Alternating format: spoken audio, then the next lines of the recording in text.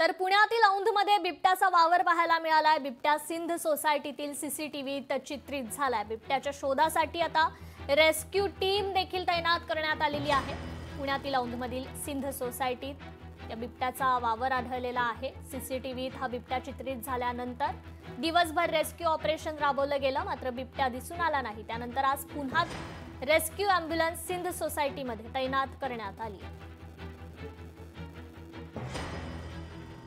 तर पुण्यात देखील आता बिबट्याचा वावर आढळलेला आहे। पुण्यातील औंधमध्ये हा बिबट्याचा वावर पाहायला मिळालाय।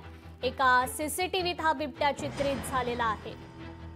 तर ही घटना घडताच दिवसभर काल रेस्क्यू ऑपरेशन देखील राबवण्यात आलं, मात्र बिबट्या दिसून आला नाही। त्यानंतर आज पुन्हा रेस्क्यू ॲम्ब्युलन्स सिंध सोसायटीमध्ये तैनात करण्यात आलेली आहे। सर्च ऑपरेशन सध्या सुरू आहे।